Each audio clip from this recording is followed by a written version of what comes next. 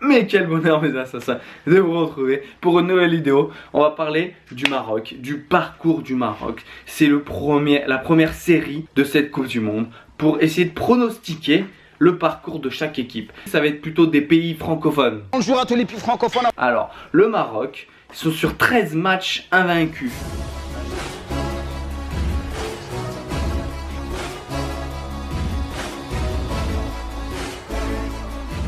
Ils ont battu le Nigeria, la Côte d'Ivoire, la Serbie, la Tchécoslovaquie, je suis allé très loin, la Slovaquie. C'est vrai que c'est pareil, ils les ont gagnés, ils ont fait un match nul face à l'Ukraine. Putain, j'ai du mal aujourd'hui. Bon, c'est pas des grosses équipes, mais ça a été des matchs convaincants.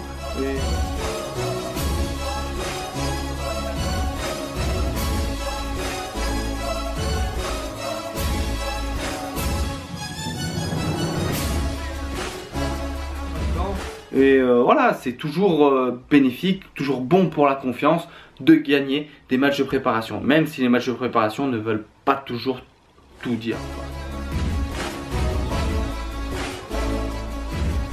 Bon, on va s'attaquer un peu aux joueurs qui composent cette équipe. Le capitaine, bien sûr, Benatia, joueur de la Juve, passé par le Bayern. Restez bien frappé. Et c'est Benatia, le capitaine Benatia qui est au point de chute. Très bon défenseur, hein.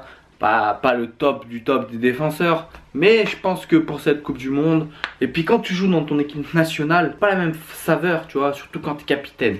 Donc à mon avis, il va faire une très bonne Coupe du Monde. Bien sûr, Belhanda, l'ancien Montpellierin et l'ancien Niçois qu'on connaît très bien en France. Nabil Dirar, le Monégasque, champion de France l'année dernière avec Monaco. Nabil Dirar. Pour le centre, ouverture du score, pour l'équipe nationale du Maroc sur ce centre qui n'a été touché par personne de Nabil Dirar.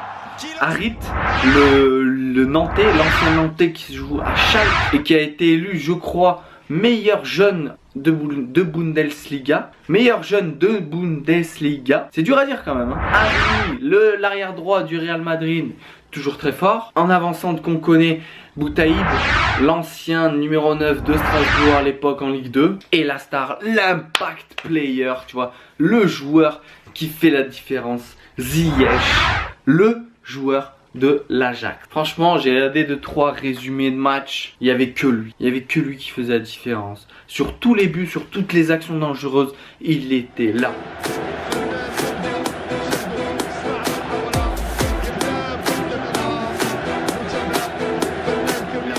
Et ça a l'air d'être un très bon joueur. Il a signé, je crois, je me gratte, hein, excuse-moi, hein. Il a signé, je crois, à la Roma. Donc c'est parti, on rentre dans la compétition. T'es chaud? Et ben même si t'es pas chaud, c'est pas grave. Donc premier match contre l'Iran à 17 h sur beIN Sport. Alors voilà, je te mets l'horaire et je te mets la chaîne, comme ça au moins t'as plus d'excuses. Donc pour moi ça sera une victoire du Maroc assez large. Assez large parce que l'Iran reste une bonne équipe, c'est vrai, mais pas un cadre de cette Coupe du Monde. Et le Maroc, s'ils veulent avoir des ambitions dans cette Coupe du Monde, il faut absolument qu'ils gagnent avec un gros score. Je t'expliquerai pourquoi tout à l'heure. Ensuite, deuxième match, le Portugal. Là c'est à 14 h. À 14 h, ils font chier avec leurs horaires de merde. 14 h sur beIN Sport. Alors, comment t'expliquer? Là je vois bien un match nul. Un match nul parce que le Portugal, dans les compétitions, ils sont jamais très brillants. C'est soit ils s'en sortent, mais par le trou de la serrure, ou alors ils se font éliminer. Donc là, je vois bien un match nul. Match nul, tu vois. Et le dernier match, le troisième match, donc contre l'Espagne à 20 h, toujours sur beIN. Là, par contre, bon, on va pas se mentir, ça sera une défaite. Mais attention, une défaite serrée, tu vois.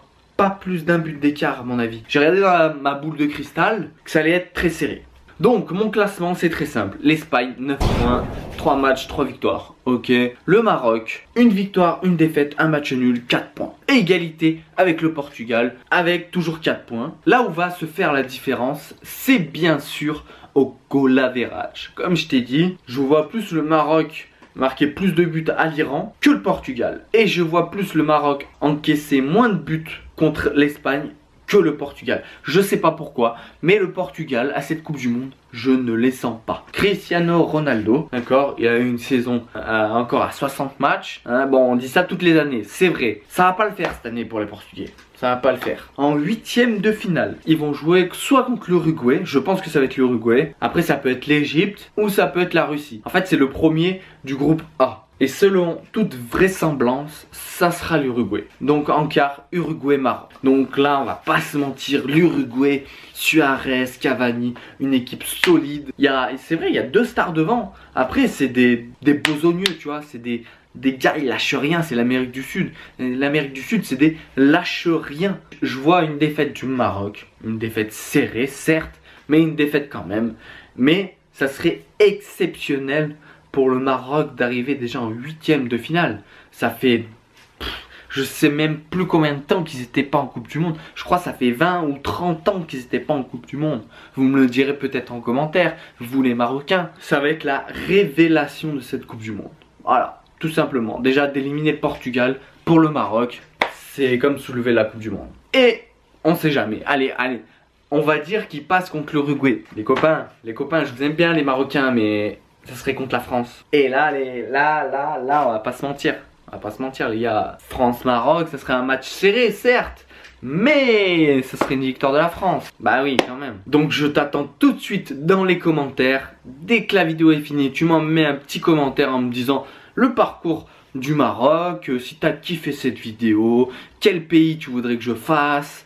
Voilà, je peux en faire sur plusieurs. J'ai fait tous les tableaux. Je sais qui va être champion du monde de toute façon. Je le sais peut-être dans une prochaine vidéo. On sait pas. En attendant, pense à t'abonner, partager, commenter et liker cette vidéo. C'était Raph pour vous servir. Restez branchés. On est ensemble mes assassins et faites-moi rêver.